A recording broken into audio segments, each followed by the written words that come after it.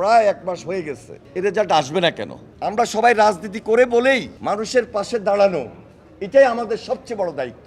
Milestone school and কলেজে যে মর্মান্তিক দুর্ঘটনা ঘটেছে, এই দুর্ঘটনার দিন থেকে বিশেষ করে আমাদের ভারপ্রাপ্ত চেয়ারম্যান জনাব তারেক রহমান সংবাদ পাওয়া মাত্রই আমাদেরকে নির্দেশ দিয়েছেন। তাৎক্ষণিকভাবে আমরাও আমাদের দায়িত্ব থেকে এই স্কুল অ্যান্ড কলেজের সামনে এসেছি।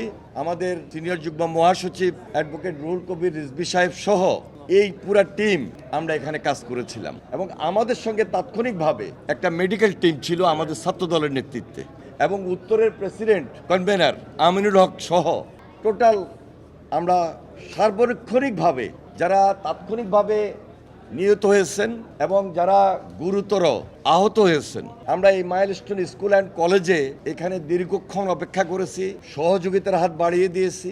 উত্তরা যে মেডিকেল কলেজ সেখানে গিয়েছি এবং সর্বশেষ বার্ন ইউনিটে সেখানে একটা হৃদয় বিদারক ঘটনা আমরা চোখের সামনে ভুলার না, সেটা আমরা প্রত্যক্ষ করেছি। এই যে স্কুলের ক্লাস 3, 4, 5, 6-এর ছেলে মেয়ে এবং তাদের শিক্ষিকা যারা ইন্তেকাল করেছেন, আমি সবার আত্মার মাগফিরাত কামনা করছি।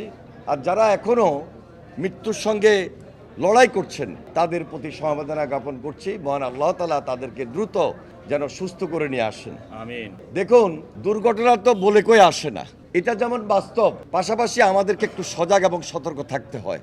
একটা জনবহুল এলাকায় ইলেকট্রা রেফ্রিজারেটর, খাবার তাজা তো জীবন তাজা। ইলেকট্রা, ফ্রিজের রাজা।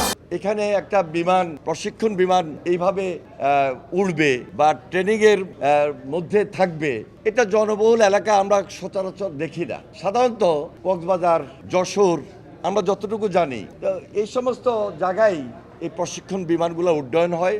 কেন, কি কারণে এই ঘটনাটি হয়েছে, আমাদের তখনই জোর দাবি ছিল একটা তদন্ত কমিটি গঠন করা।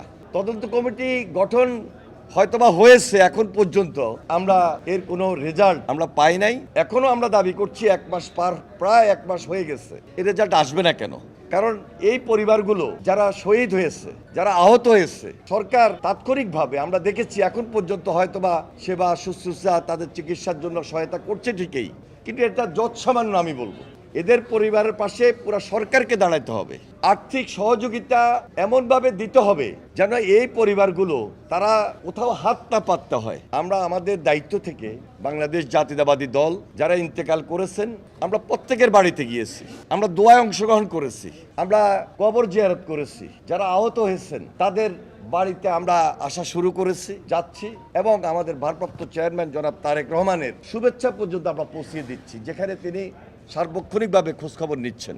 এবং আমাদের নেত্রী, দেশনেত্রী বেগম খালেদা জিয়া আপনারা জানেন খুব বেশি অসুস্থ, এরপরও উনি যতভাবে খোঁজখবর নিয়েছেন, এর মধ্যে আমরা কিন্তু মনোবল পাচ্ছি, সাহস পাচ্ছি যে না, বেগম খালেদা জিয়া খোঁজ নিচ্ছেন। বেগম খালেদা জিয়া তিনি অসুস্থ হয়েও এই পরিবারগুলোর কথা শুনছেন। এই যে মানবিক দিক রাজনীতির পাশাপাশি এই যে সামাজিক কিছু করণীয়, এটা বিএনপির এখন নৈতিক দায়িত্ব থেকেই শুধু করি না, আমরা সবাই রাজনীতি করে বলেই মানুষের পাশে দাঁড়ানো, এটাই আমাদের সবচেয়ে বড় দায়িত্ব। আমরা দেখানোর জন্য, বলার জন্য, করার জন্য এটা শুধু করছি না, নৈতিক দায়িত্ব থেকে এই কাজগুলো আমরা করছি।